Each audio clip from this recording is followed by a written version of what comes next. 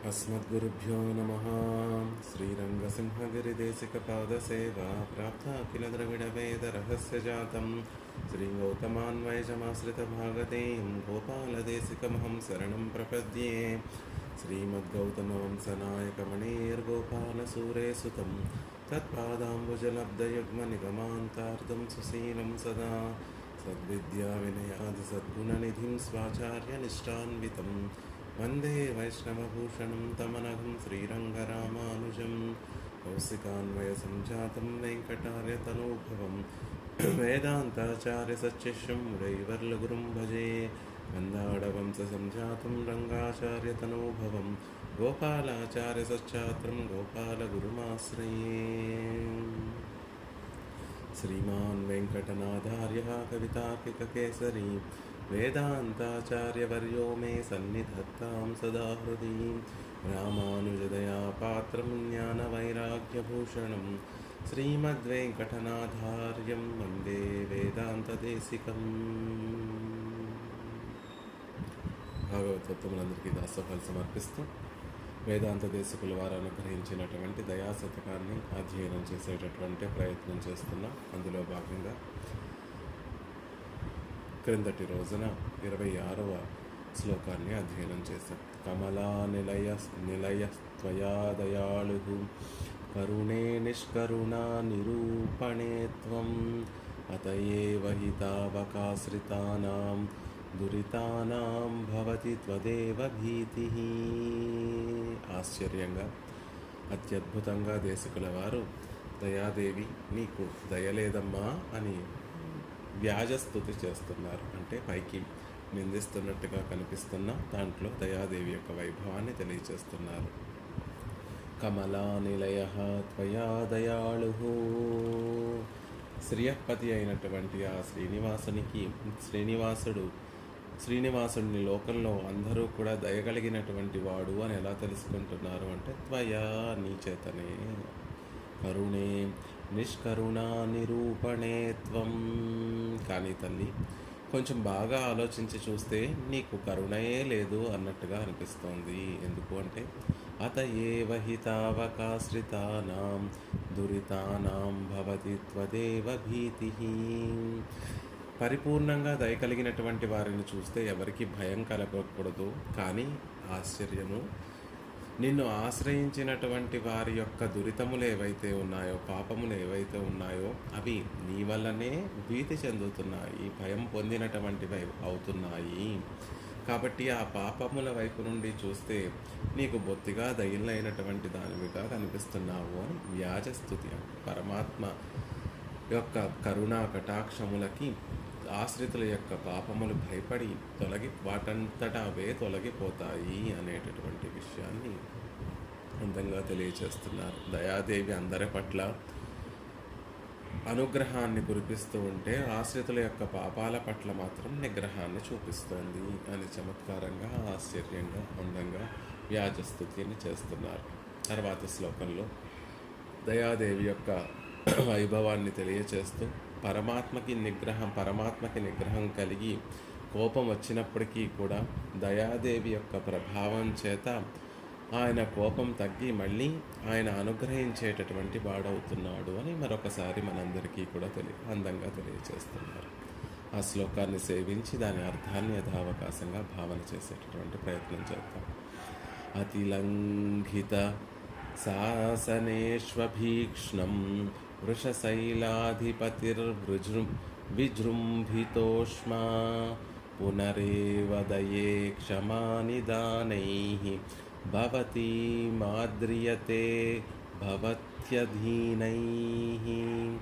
అతిలంఘిత శాసనేష్వభీక్ష్ణం వృషశైలాధిపతిర్విజృంభితోష్మా పునరేవ దయే క్షమానిదానైః భవతి ఆద్రియతే భవత్యధీనైః.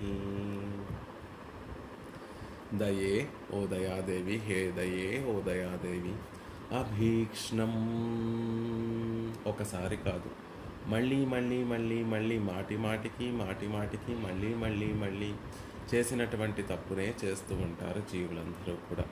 ఆ చేసేటటువంటి తప్పులు కూడా ఎలాంటివి? అతిలంఘిత శాసనేషు, శాసనములను, శాస్త్రాన్ని, పరమాత్మ యొక్క ఆజ్ఞ అయినటువంటి ఆ శాస్త్రాలన్నిటినీ కూడా లంఘిత, ఉల్లంఘించడం కాదు, అతిలంఘిత, పరిపూర్ణంగా పూర్తిగా ఉల్లంఘిస్తున్నారు. ఉల్లంఘింపబడినటువంటి శాసనేషు, పరమాత్మ అనుగ్రహించినటువంటి శాస్త్రాలను ఎలా ఉల్లంఘిస్తున్నారు అంటే అభీక్ష్ణం, అతి ఉల్లంఘిత.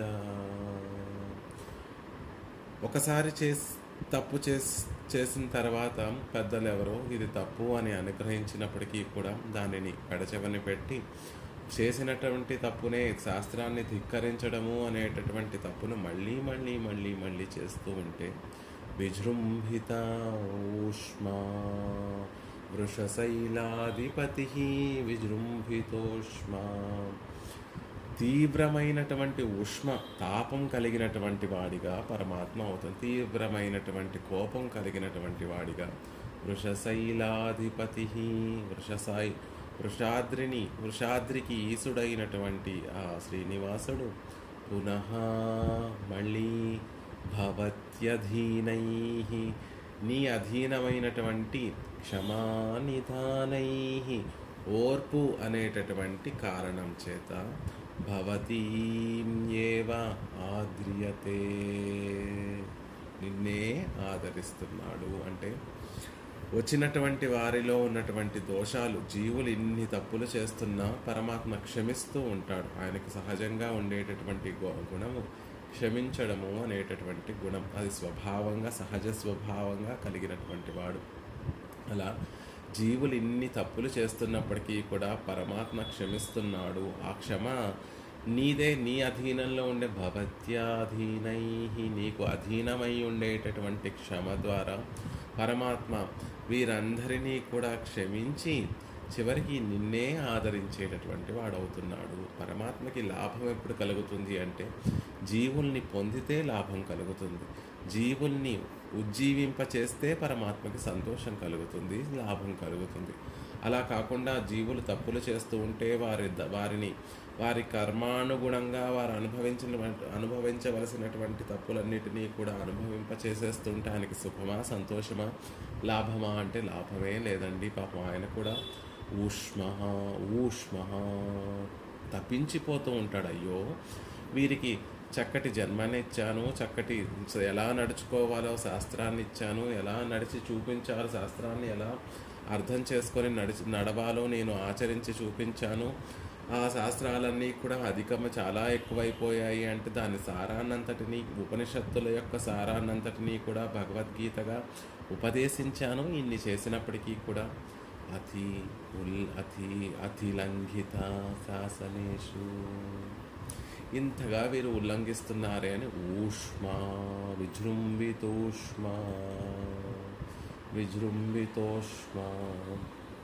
తీవ్రమైనటువంటి తాపం కలిగినటువంటి ఆ శ్రీనివాసుడు మళ్ళీ పునః భవత్యాధీనై క్షమానిదానై, నీ అధీనంలో ఉండేటటువంటి క్షమ ద్వారా ఆ చేతనులందరినీ కూడా క్షమించి నిన్నే ఆద్రియతే, పరమాత్మ కూడా తనలో ప్రకాశించేటటువంటి ఆ దయను ఆదరిస్తున్నాడు. అంటే ఆయనకి కూడా ఉపకరిస్తోంది కాబట్టి దయ, ఆ దయాదేవి పట్ల ఎక్కువ ఆదరం కలిగినటువంటి వాడవుతున్నాడు అని అందంగా తెలియజేస్తున్నారు. దయాదేవి అనేక పర్యాయాలు శాస్త్రాలను ఉల్లంఘించి మీరినటువంటి వారి యందు పరమాత్మ కోపం విజృంభిస్తూ ఉంటే అప్పుడు కూడా పరమాత్మలో క్షమ పెరిగి ఆయన హృదయంలో క్షమ ఉద్భవించి ఆ ఏర్పడినటువంటి క్షమ చేత, ఓర్పు చేత మళ్ళీ జీవులందరినీ కూడా కటాక్షిస్తున్నాడు. తద్వారా ఆయన జీవుల్ని కటాక్షించి జీవుల్ని దిద్దుబాటు చేయడం అనేటటువంటి గొప్ప లాభాన్ని పొందుతున్నాడు. అందుకే ఆయనకి నీ పట్ల అధికమైనటువంటి ఆదరము అని చెప్తున్నారు. క్రిందటి శ్లోకంలో పరమాత్మలో అనేక గుణములు ఉన్నప్పటికీ కూడా దయయే గొప్ప గుణము. ఎందుకు అంటే దయ నిగ్రహాన్ని బహిష్కరించినటువంటి గుణము అని ఒక శ్లోకంలో అనుగ్రహించారు. తర్వాత శ్లోకంలో దయాదేవికి దయ లేదు అనేటటువంటి విషయాన్ని చమత్కారంగా అనుగ్రహించారు. ఇక ఈ శ్లోకంలో ఆ దయాదేవి యొక్క వైభవాన్ని తెలియచేస్తున్నారు. ఎంత చక్కటి ఉదాహరణ చెప్తారు అంటే, జ్వరంతో పీడితుడైనటువంటి ఒక వ్యక్తికి ఒక వైద్యుడు చిన్న గుళిక ఇచ్చి ఆ జ్వరాన్ని పోగొడితే ఆ వైద్యుడి పట్ల ఆ వ్యక్తికి ఎలాంటి ఆదరం ఉంటుందో, పరమాత్మ కూడా తాపము అనేటటువంటి ఒక జ్వరం చేత పీడింపబడుతున్నటువంటి వాడైన పరమాత్మని దయాదేవి క్షమ అనేటటువంటి చిన్న చికిత్స చేసి మళ్ళీ పరమాత్మని దిద్దుబాటు చేస్తోంది, పరమాత్మకి ఆనందం కలిగేటట్టుగా చేస్తోంది దయా అని చెప్తూ, అందుకని పరమాత్మకి దయ పట్ల ఆదరము. ఆయనకి జ్వరం రావడం ఏమిటండి అంటే, చేతనులు జీవులకి ఇంత ఉపకారం చేస్తూ ఉన్నప్పటికీ కూడా వారు శాస్త్రాలను ఉల్లంఘిస్తూ ఇంకా తప్పుల మీద పాతకముల మీద పాతకములు చేస్తూ ఉంటే పాపం ఆయన హృదయం దానిని తానలేక, దానిని సహించలేక తాపం పెరిగిపోతుందట పరమాత్మకి. పాపం ఏమీ చేయలేడు, నిగ్రహించి ఏదో దూరంగా పెట్టేద్దామా జీవుల్ని అంటే అలా పెట్టలేడు, క్షమతో క్షమిస్తూనే ఉంటాడు. కాబట్టి దయాదేవి క్షమ అనేటటువంటి ఒక గుణాన్ని కారణం చేత వాటినన్నిటినీ పరమాత్మ చేత జీవులందరినీ కూడా క్షమింపచేసి మళ్ళీ ఆయన వారి పట్ల అనుగ్రహాన్ని కలిగించేటట్టుగా చేస్తోంది. అదే దయ లేకపోతే, క్షమాగుణం లేకపోతే ఈ సృష్టిలో ఉన్నటువంటి వారందరూ కూడా ఆ పరమాత్మ యొక్క తాపానికి ఏమైపోదురో కదా. అలా చేయకుండా పరమాత్మలో క్షమ అనేటటువంటి గుణాన్ని పెరిగేటట్టుగా, పైకి వచ్చేటట్టుగా చేసి మనందరినీ రక్షింపచేసి ఆయనకే లాభాన్ని చేకూరుస్తోంది. కాబట్టి పరమాత్మకి దయాదేవి అంటే ఆదరము ఎక్కువ అనే విషయాన్ని చెప్తున్నాను. వృషశైలాధిపతి శ్రీనివాసుడు తిరుమలై అనేటటువంటి పర్వతానికి అధిపతి అండి అని చెప్తున్నారు. అసలు వృషశైలము అని చెప్పబడడానికి కారణం ఏమిటి అంటే, వృష శబ్దానికి అర్థము ధర్మము అని అర్థం. ధర్మస్య ప్రభురచ్యుత, ధర్మానికి అధిపతి ఆయన వెలిసి ఉండేటటువంటి చోటేది అంటే ధర్మశైలము, వృషశైలము, ధర్మగిరి. ఆ గిరి అందు వెలసి విశ్వాన్నంతటినీ కూడా పాలిస్తున్నాడు, ధర్మబద్ధంగా పాలిస్తున్నాడు. ధర్మ సంస్థాపన చేయడం కోసం ఈ లోకంలోకి ధర్మగిరి, వృషశైలము అనేటటువంటి ధర్మగిరి అందు వేయించేసి ఉన్నటువంటి వాడు, వేయించేసి లోకాన్నంతటినీ కూడా ధర్మాన్ని ప్రవర్తింపచేస్తున్నటువంటి వాడు. రామో విగ్రహవాన్ ధర్మ, మారీచుడు చెప్పినటువంటి మాట. రామచంద్రుడు అంటే మరొక ఏదో అనుకుంటావయ్యా, ఆయన తత్వం ఏమిటో అనుకుంటావు. ధర్మానికి ఒక మూర్తిని, ఒక రూపాన్ని కడితే అది రామచంద్రుడు, ధర్మాత్ముడు అని చెప్తున్నారు. అలా ఆ లోకంలో ధర్మాన్ని ప్రవర్తింపచేయడానికి వేయించేసినటువంటి పెరుమాళ్ళు వృషశైలం మీద వేయించేసి ఉన్నారు. వృషశైలము అంటే ధర్మానికి ప్రతిరూపమైనటువంటి పర్వతము అని చెప్తున్నారు. పర్వతం మీద ఉండేటటువంటి ఒక మేఘము, బాగా నల్లటి మేఘము వర్షిస్తే దాని సారమంతా కూడా పోయి తెల్లదనాన్ని సంతరించుకుంటూ ఉంటుంది. కానీ ఈయన లోకంలో మహోన్నతమైనటువంటి దృఢమైనటువంటి కొండగా ఉన్నటువంటి ఈ ధర్మము ఎంత కురిసినా కూడా, లోకంలో ఎలా ఉపయోగించుకున్నా కూడా దాని ప్రభావం తగ్గిపోదని, ధర్మము ఆచరించే కొద్దీ దాని వైభవం పెరుగుతూ ఉంటుంది. అలాంటి ధర్మగిరికి అధిపతి అయిన, ధర్మమే స్వరూపంగా కలిగినటువంటి ఆ వృషశైలానికి అధిపతి అయిన అనేటటువంటి విషయాన్ని చెప్తున్నారు.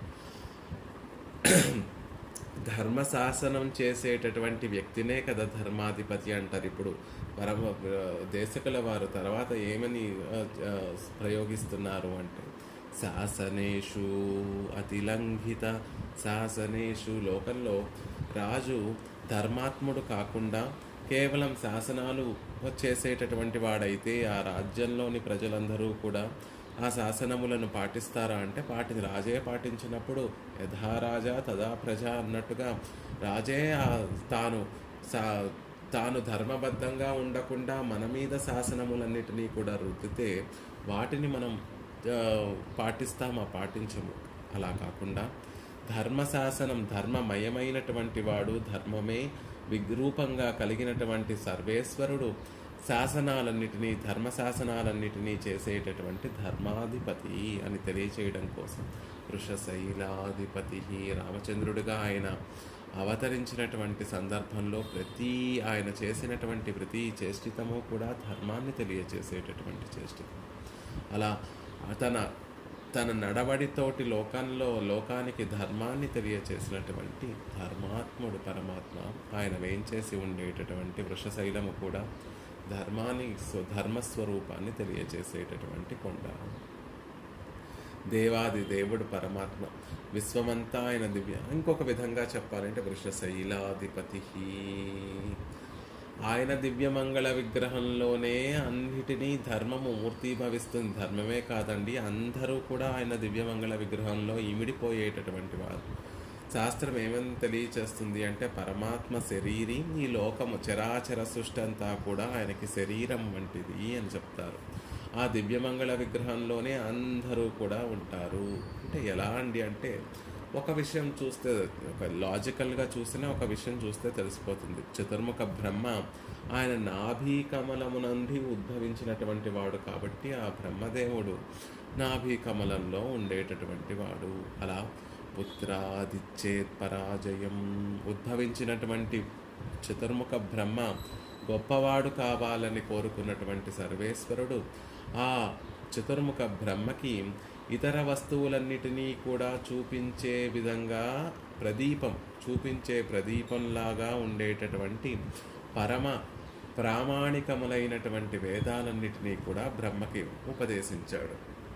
చతుర్ముఖ బ్రహ్మకి పరమాత్మ వేదాలను ఉపదేశించి ఆ వేదం వల్ల కలిగేటటువంటి జ్ఞానం ఏమిటి అంటే తను కాకుండా మిగిలినటువంటి విషయాలన్నిటినీ కూడా సుస్పష్టంగా తెలుసుకోగలిగేటటువంటి జ్ఞానమే వేదము. ఆ వేదాన్ని పూర్వాచారులందరూ కూడా అందంగా అభివర్ణిస్తారు. ప్రదీపంలా ఉంటుంది జ్ఞానము అంటే తనని తాను చూపించుకుంటూ ఉంటుంది. తనకన్నా ఇతర వస్తువులన్నిటినీ కూడా స్పష్టంగా చూసేటట్టుగా, యథార్థంగా చూసేటట్టుగా, చూడడానికి ఉపయోగపడేటటువంటి ఒక వస్తువు దీపం. అలాగే వేదములు కూడా మన స్వరూపాన్ని, పెరుమాళ్ళ స్వరూపాన్ని, తదితర విషయాల యొక్క స్వరూపాన్ని యథార్థమైనటువంటి విజ్ఞానాన్ని కలిగింపచేస్తూ ఉంటాయి. అలాంటి ఆ వేద విజ్ఞానాన్ని అంతటినీ పెరుమాళ్ళు చతుర్ముఖ బ్రహ్మకి అందిస్తే భగవదాజ్ఞారూపమైనటువంటి ఆ వేదరాశినంతటినీ కూడా తాను అర్థం చేసుకొని తాను మనసులో ఉంచుకొని ఈ సృష్టి అంతటినీ కూడా చతుర్ముఖ బ్రహ్మ చేస్తూ ఆ చతుర్ముఖ బ్రహ్మ ద్వారా ఈ లోకానికి అందినటువంటి జ్ఞానమే ఆ వేద విజ్ఞానము. ఇదేమిటి అంటే పరమాత్మ యొక్క ఆజ్ఞ సుమ. అలా తనలో ఆయన దివ్యమంగళ విగ్రహంలోనే ఈ దేవతలందరూ కూడా ఉంటారు. వలత్తునన్ తిరిపురమెరిత్తవన్ ఇడం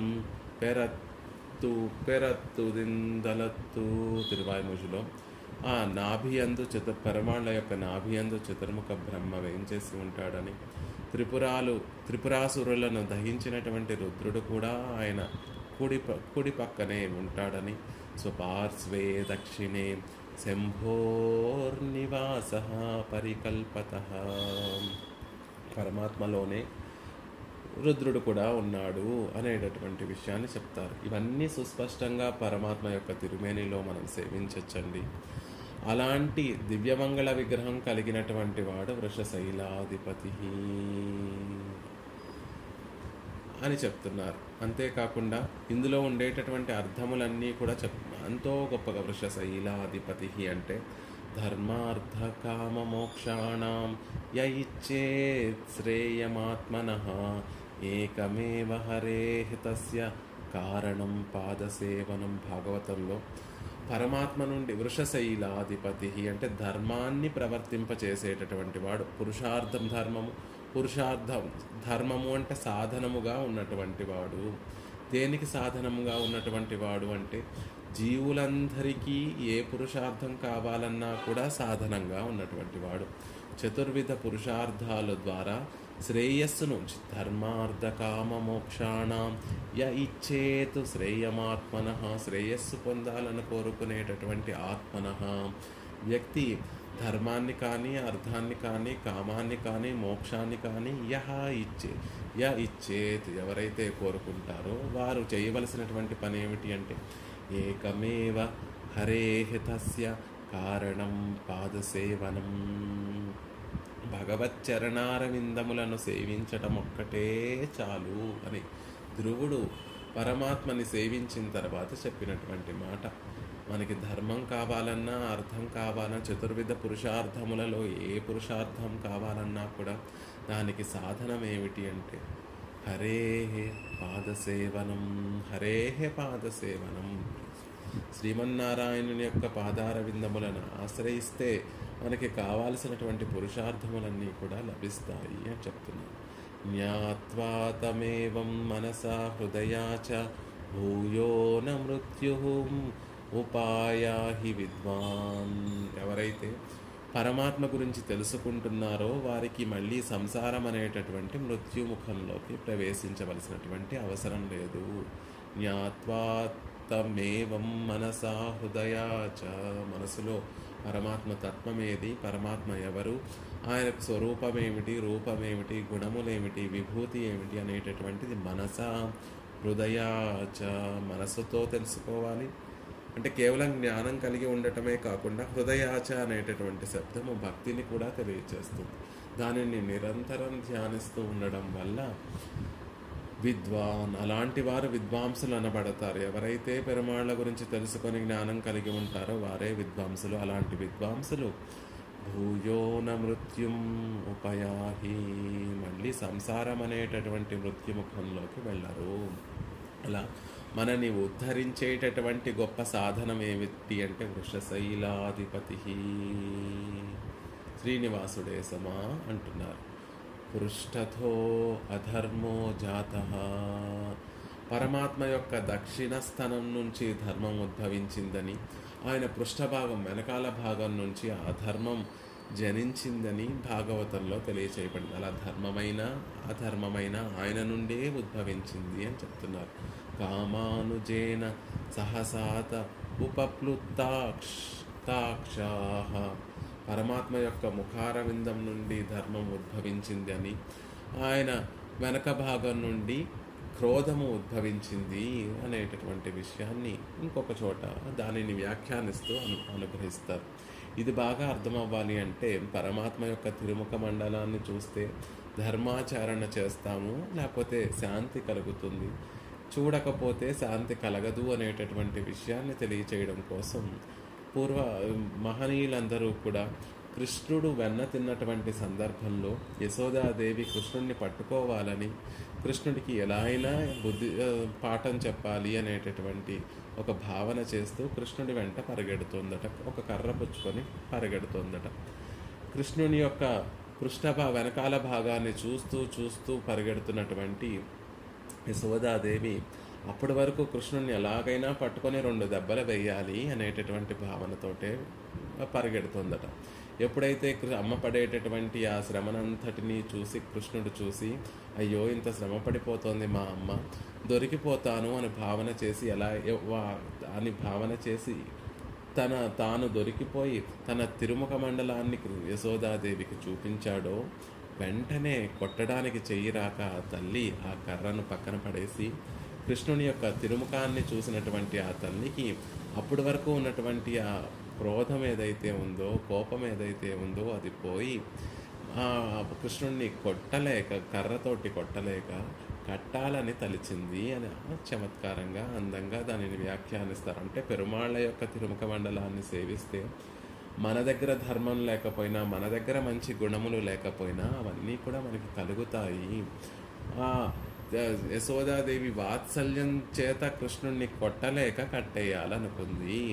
ఆయన తిరుముఖ మండలాన్ని చూస్తేనే వాత్సల్యం అనేటటువంటి గుణము సుస్పష్టంగా కనిపిస్తూ ఉంటుంది. కాబట్టి ఆ వాత్సల్యమే అవతల వ్యక్తిలో కూడా ప్రతిబింబించింది. ఇప్పుడు అర్థంలో మనలో ఉన్నటువంటి గుణాలను మనల్ని మనం చూసుకుంటే మన ప్రతిబింబం ఎలా అయితే కనిపిస్తుందో, పెరుమాళ్ళని సేవిస్తే ఆయనలో ఉన్నటువంటి మంచి లక్షణములన్నీ కూడా ఒకటో రెండో మనలో కూడా కలగడానికి అవకాశం ఉంటుంది. అందుకని నిత్యము పెరుమాళ్ళ యొక్క దివ్యమంగళ విగ్రహాన్ని సేవనం చేస్తూ ఉండాలి. కాబట్టి అక్కడ ఆ ఘట్టాన్ని వ్యాఖ్యానిస్తున్నటువంటి పెద్దలు, అదిగో ఆ యశోదాదేవి అప్పటి వరకు కొట్టాలనుకుందండి. ఎప్పుడైతే ఆ కన్నయ్య యొక్క తిరుముఖ మండలాన్ని చూసిందో ఆ కోపమంతా కూడా పోయి వాత్సల్యం కూడా, ఆమెడి మనసులో కూడా వాత్సల్యం కలిగి కొట్టాలనుకోలేదు, కట్టేస్తే సరిపోతుంది అని భావన చేసింది అని అందంగా చెప్తూ ఉంటారు. అలా పెరుమాళ్ళ దివ్యమంగళ విగ్రహంతో ఆపాద కిరీటంతో భక్తులకి దర్శించి తరింపచేసేటటువంటి విధంగా పెరుమాళ్ళు తిరువేంగడంలో శ్రీనివాసుడిగా నిండ్ర తిరుక్కోళంలో నిల్చొని సేవ సాగిస్తున్నారు. దానికి కారణం ఏమిటి అంటే, ఎటువంటి గుణములు మంచి గుణములు లేనటువంటి మనం పెరుమాళ్ళని సేవిస్తే ఏ ఒక్క మంచి గుణమైనా మనలో రాకుండా పోతుంది, మనలో కూడా కలగకుండా పోతుందా అని తన దివ్యమంగళ విగ్రహాన్నంతటినీ కూడా తన దివ్యమంగళ విగ్రహంలో గొప్పగా ప్రకాశించేటటువంటి గుణములతో పెరుమాళ్ళు దర్శనాన్ని ఇస్తూ ఉంటారు అని చెప్తూ ఉంటారు. అలా వృషశైలాధిపతి తిరువేంగడంలో అలా వేంచేసి ఉన్నటువంటి స్వామి. అతిలంఘిత శాసనేష్వభీక్ష్ణం, వేదాలు శాస్త్రాలు పరమాత్మ యొక్క శాసనములు. శృతి స్మృతిర్మమైవాజ్ఞా యస్తాముల్లంఘ్య వర్తతే ఆజ్ఞాచేదీ మమ ద్రోహి మద్భక్తోపి న వైష్ణవ. కృష్ణ పరమాత్మ భగవద్గీతలో చెప్పినటువంటి మాట.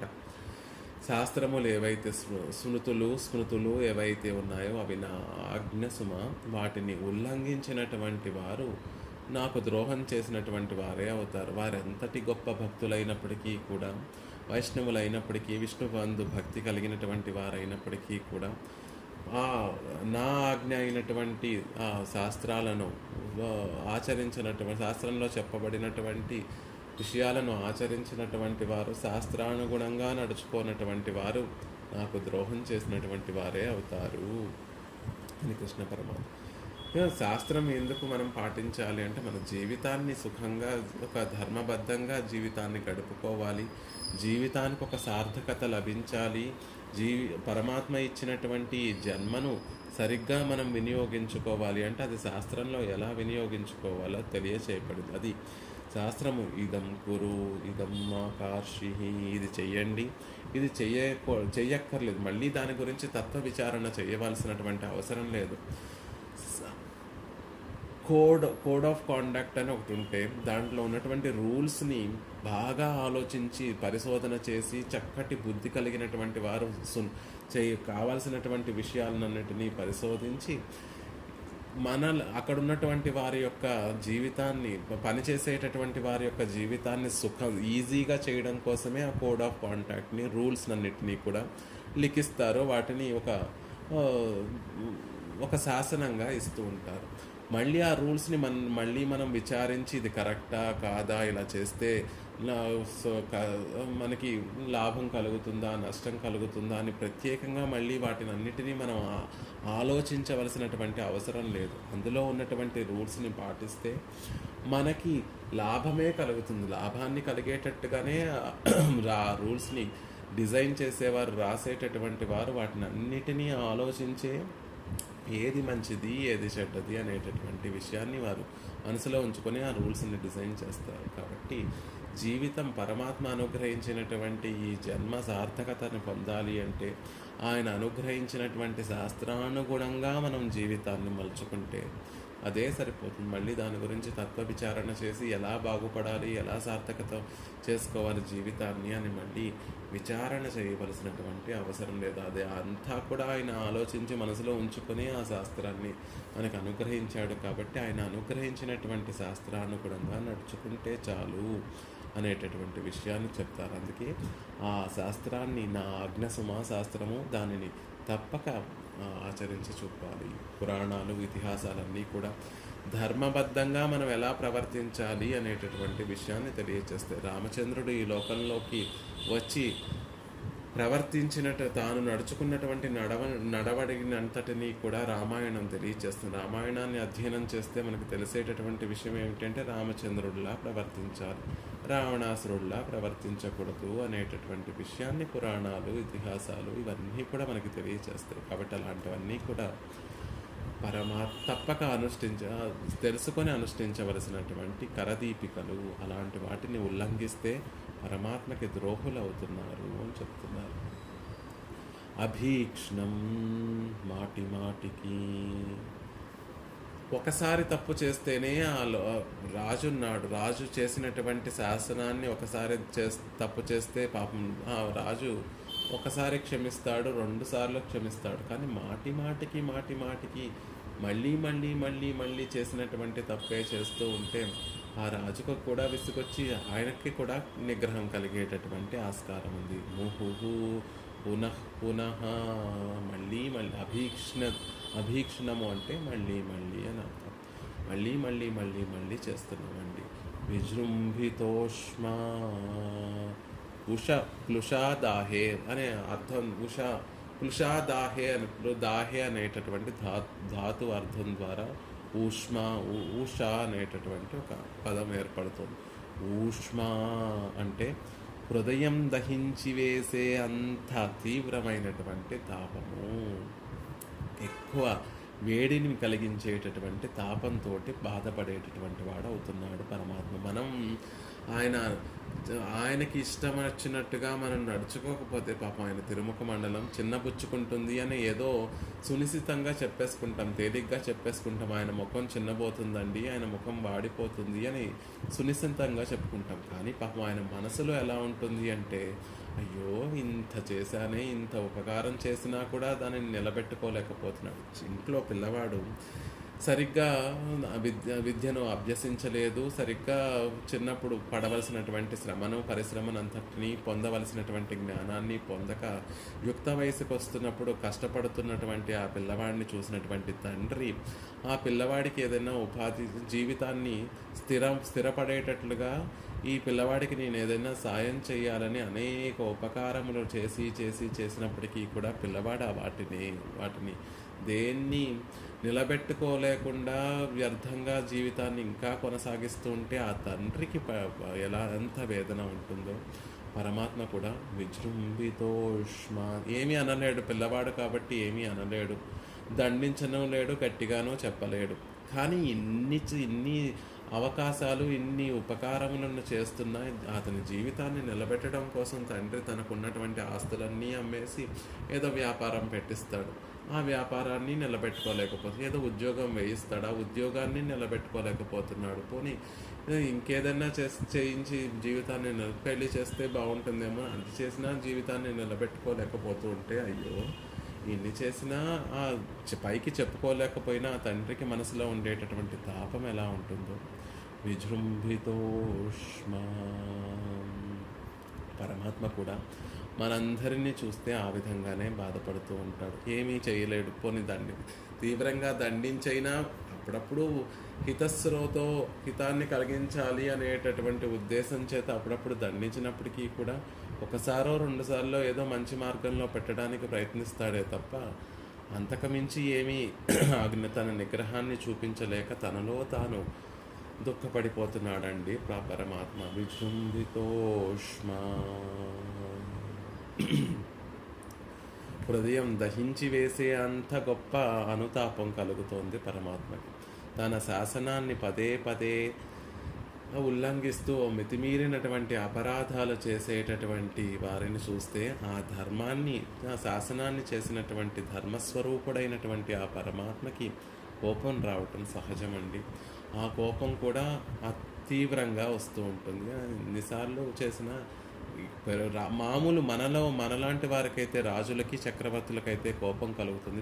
పరమాత్మకి హృదయం దహించుకుపోతుంది అని చెప్తున్నారు.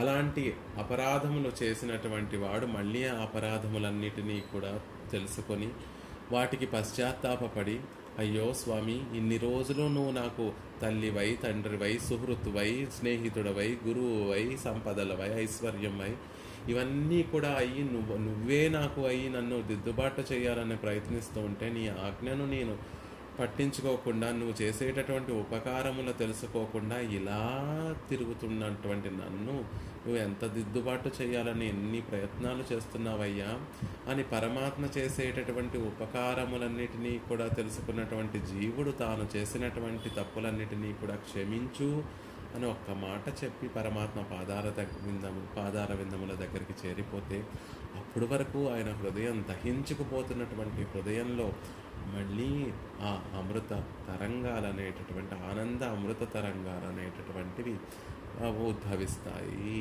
దానికి కారణం దయాదేవి క్షమ అనేటటువంటి గుణాన్ని ఆయనలో ఉద్భుతంగా వచ్చేటట్టుగా చేస్తుంది అనే విషయాన్ని చెప్తున్నారు.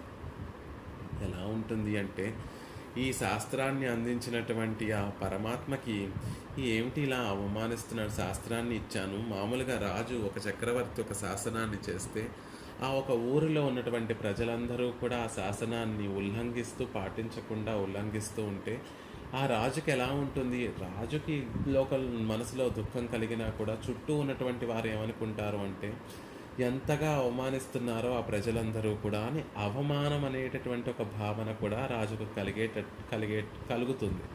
అలా పరమాత్మ కూడా ఏమిటి ఇంతగా ఉపకారాలు చేస్తూ శాస్త్రం ఇచ్చాను, ఎన్ని ఇచ్చాను, వీరిని పాటించట్లేదు, సర్వాధిక్యుణ్ణి నేను, సర్వేశ్వరుణ్ణి నేను, నా ఆజ్ఞనే ఉల్లంఘిస్తున్నారు జీవులందరూ అని విజృంభితోష్మా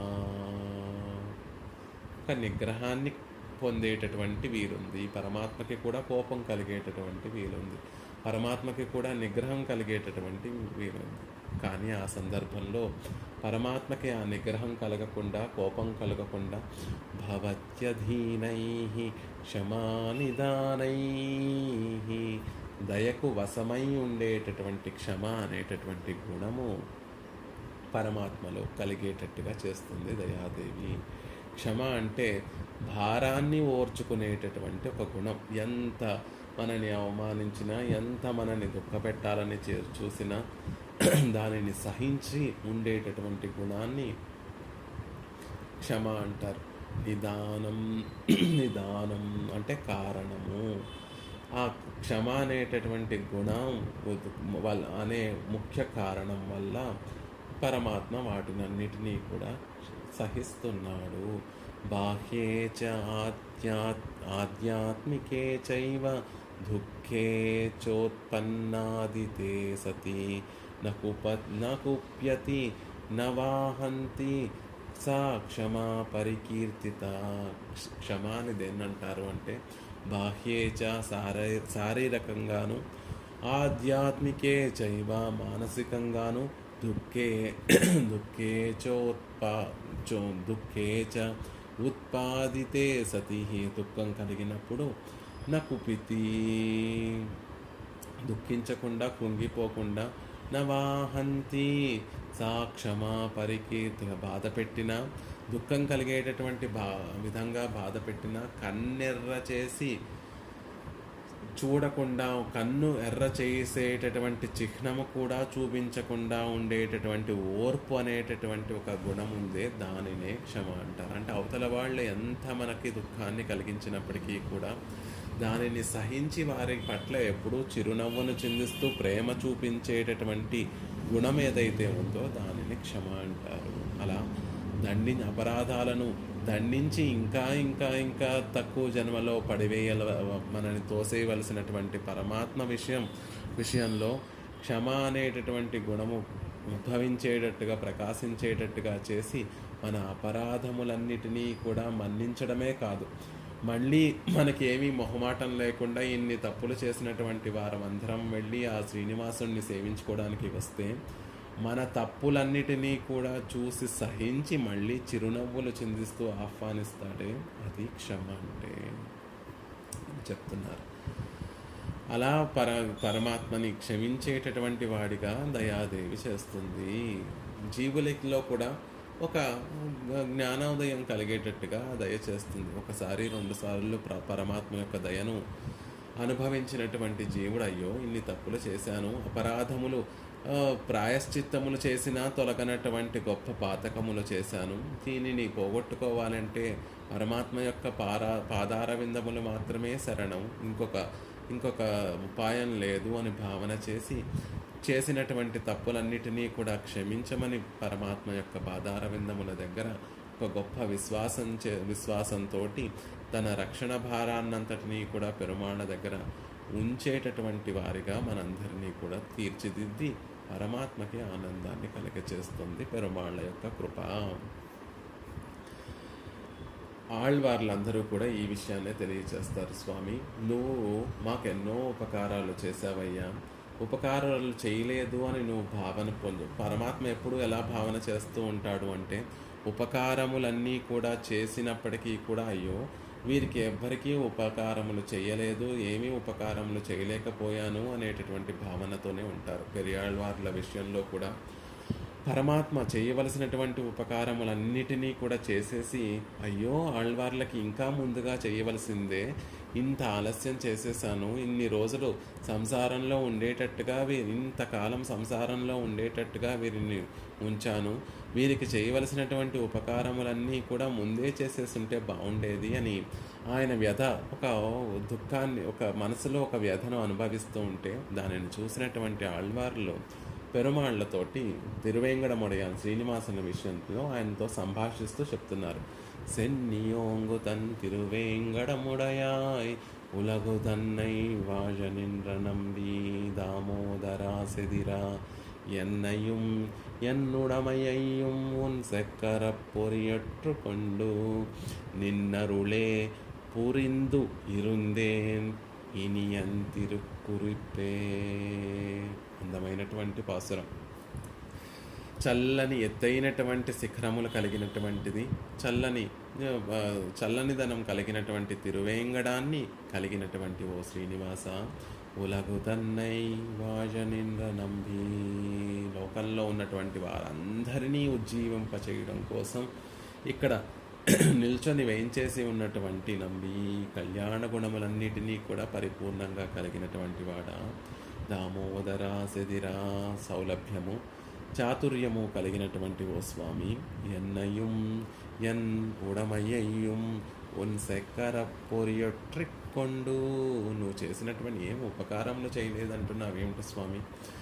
బోళ్ళంత ఉపకారం చేశావు, నన్ను నా శరీరాన్ని ఎంత అందంగా ఎన్నయ్యం ఎన్నుడమయ్యం, నన్ను నా శరీరాన్ని కూడా ఉన్ చక్ర పొరియొట్రకొండి, నీ సుదర్శన చక్రం యొక్క చిహ్నములను మాకు అనుగ్రహించి, అంటే మమ్మల్ని నీ వాడిగా చేసుకొని పంచ సంస్కారాలు అనుగ్రహింపచేసి, ఆచార్యుల్ని లభింపచేసి పంచ సంస్కారాలు లభింపచేసి, నిన్నరులే పురిందిరుందే, నేనేమన్నా సుకృతములు చేశానా, నేనేమన్నా తపస్సులు చేశానా, నేనేమన్నా యాగములు చేశానా, ఇంత గొప్ప ఫలాన్ని పొందడానికి లేదు సుమా.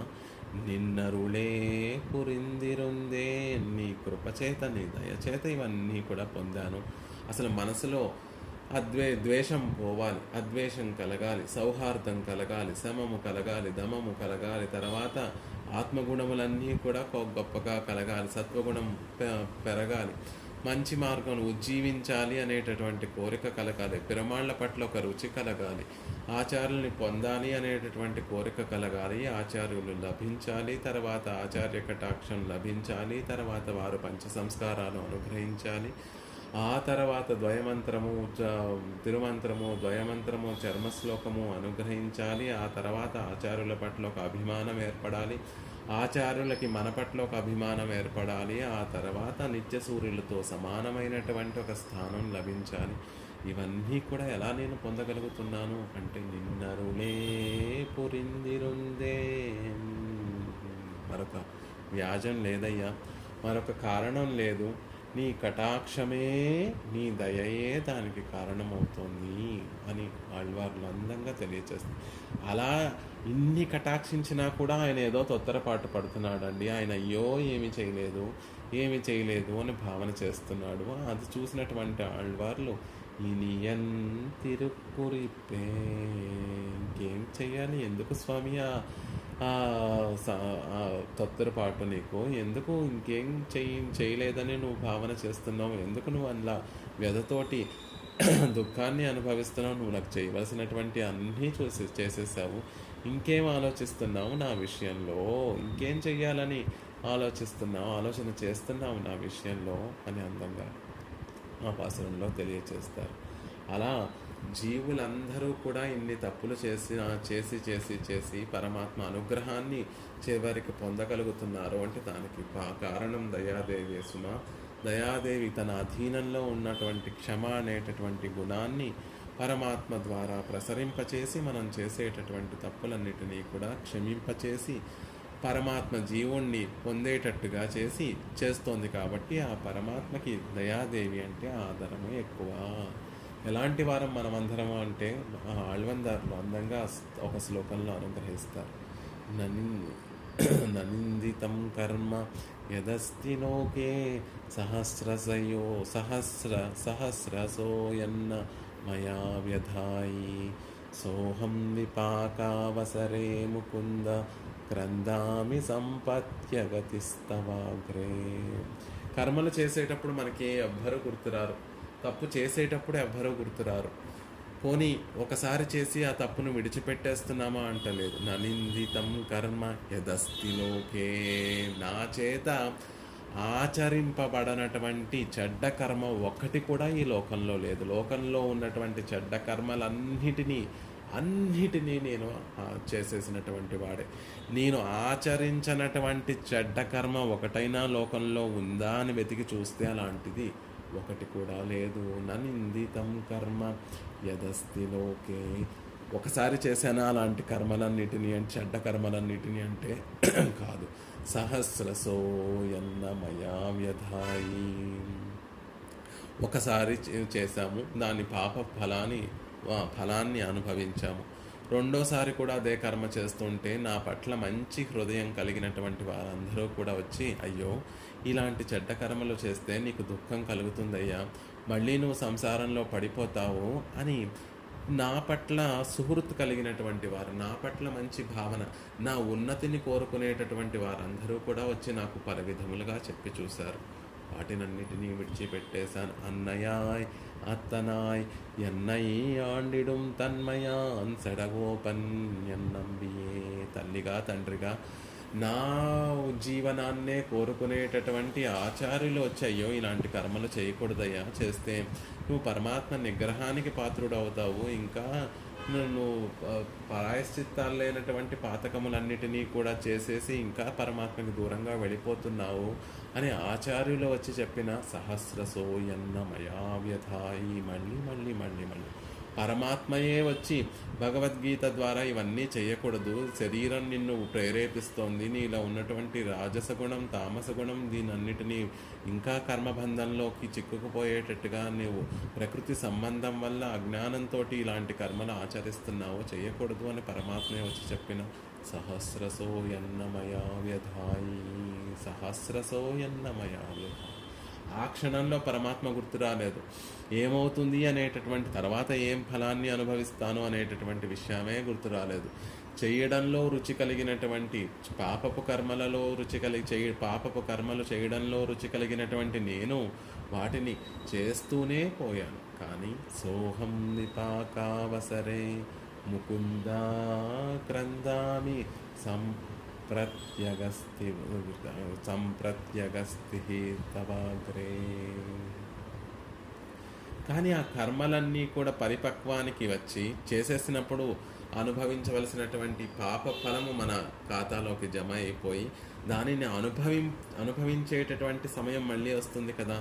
అలా విపాకావసరే కర్మ యొక్క ఫలాన్ని అనుభవించేటటువంటి దశ, చేసుకున్నటువంటి పాపపు కర్మల యొక్క అనుభవాన్ని అనుభవించేటటువంటి దశ రాగానే ముకుందా క్రందామి. ముకుందా నువ్వే నాకు రక్షకుడివి, శ్రీధర నువ్వే నాకు రక్షకుడివి, మాధవ నువ్వే నాకు రక్షకుడివి అని మామూలుగా స్మరించడం లేదు నేను. క్రందామి, ఆ దుఃఖాన్ని అనుభవించలేక, శరీరం అంతా కూడా దుఃఖాన్ని సహించలేక కృంగిపోతున్నప్పుడు ఇంకా స్వామి రక్షించు అని క్రందామి గొంతెత్తి అరుస్తున్నానయ్యా.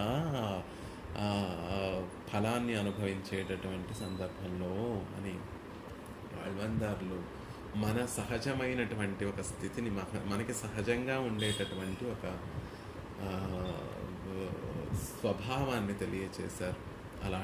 అలాంటి నన్ను నువ్వు కాకపోతే ఇంకెవరికి రక్షించగలరయ్యా? నీ కటాక్షం కలగకపోతే ఇంకెవరు రక్షించగలరా? ఇలా ఉన్నటువంటి నన్ను అగతిహి, ఇంకొక గతి ఉందా నాకు? నువ్వు కాకుండా వేరొక గతి ఉందా నాకు? ఇలా పాపాలు చేసేటటువంటి సందర్భంలో నాకు నేనే స్వతంత్రుణ్ణి అని భావన చేస్తూ ఆ పాపపు ఫలాన్ని అనుభవించేటటువంటి సందర్భంలో నేను నీవాణ్ణి అని చెప్పుకుంటూ నీ దగ్గరికి వస్తే నువ్వు తప్ప ఇంకెవరు నాకు రక్షకులు లేరు. ఎందుకంటే మిగిలినటువంటి వారి దగ్గరికి వెళితే ఇన్ని పాపపు పనులు చేసినప్పుడు నీవు గుర్తురాలేదా? నేనొకడిని ఉన్నానో నీకు భయం కలగలేదా అని మిగిలినటువంటి వారు అంటారు. కానీ నువ్వు అలా అనేటటువంటి వాడివి కాదు. అగతి స్వామి ముకుంద, అగతి, ఇంకొక గతి లేదయ్యా, నువ్వు మాత్రమే నన్ను రక్షించగలిగినటువంటి వాడివి. ఎందుకు అంటే కరుణా సముద్రుడివి కాబట్టి, దయాళువి కాబట్టి, దయ కలిగినటువంటి వాడివి కాబట్టి నువ్వే రక్షించగలవు. దోషో యద్యపి తస్య స్యాత్ అన్నటువంటి వాడివి నువ్వే కదా. దోషాలు ఉన్నప్పటికీ కూడా నా దగ్గరికి వచ్చి ఒక్కసారి ఆశ్రయిస్తే అలాంటి వారిని నేను రక్షిస్తాను అని కదా నువ్వు అన్నావు అని చెప్తున్నారు. ఇంకొక దురాచారోపి సర్వాసి కృతజ్ఞో నాస్తికః పురా, దురాచారం కలిగినటువంటి వాడైనా, భక్షణాన్ని చేసేటటువంటి వాడైనా, కృతజ్ఞుడైనా, పూర్వం నాస్తికుడైనా, తర్వాత భక్తుడైతే, పరమాత్మ ప్రభావం చేత భక్తుడైతే అతను దోషరహితుడుగా పరిగ్రహించాలి, దోషరహితుడిగా తెలుసుకోవాలి అని శాస్త్రాలన్నీ కూడా తెలియచేస్తున్నాయి కదా. వధార్హమపి కాకుత్సః కృపయా పర్యపాలయత్,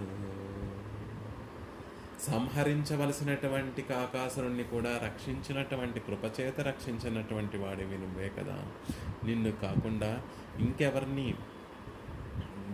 ఎవరిని వెళ్ళి ఆశ్రయించగలము అని పెరుమాళ్ళ యొక్క దయను దృష్టిలో ఉంచుకొని, పెరుమాళ్ళ యొక్క కరుణని మనసులో ఉంచుకొని ఆళ్వాన్దారులు అక్కడ ఆ శ్లోకాన్ని అనుగ్రహిస్తారు. అలా ఓ దయాదేవి, జీవులు ఇంత పరమాత్మ యొక్క ఆజ్ఞ అయినటువంటి శాస్త్రములన్నిటినీ కూడా ఉల్లంఘిస్తూ ఆయనకి పరితాపాన్ని కలిగింపచేస్తూ ఉంటే నువ్వు క్షమ అనేటటువంటి, నీ అధీనంలో ఉన్నటువంటి క్షమ అనేటటువంటి గుణాన్ని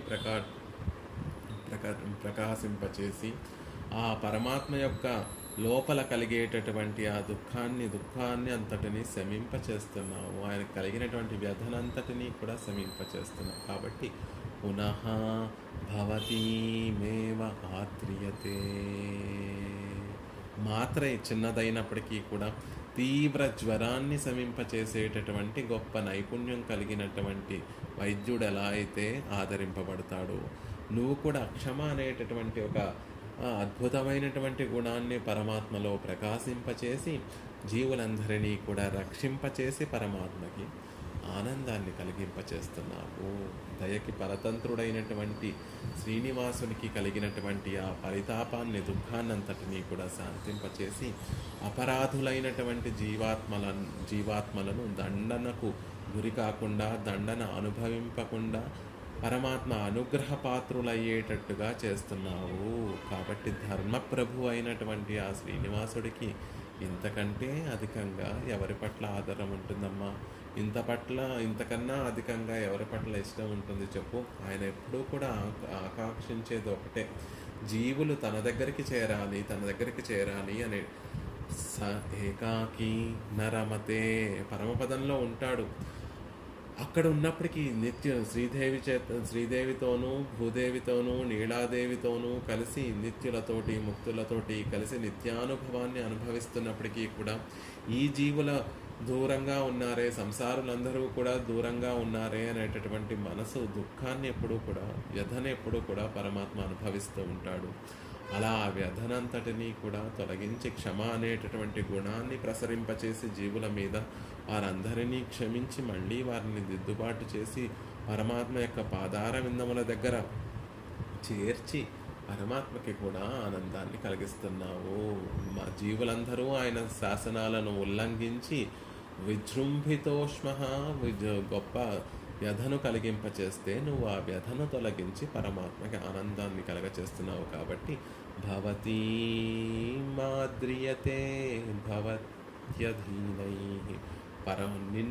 నిన్నే పరమాత్మ ఎక్కువగా ఆద్రియతే ఆదరిస్తున్నాడు అనేటటువంటి విషయాన్ని అందంగా ఆశ్చర్యంగా అద్భుతంగా అనుగ్రహించారు దేశికుల వారు ఈ శ్లోకం.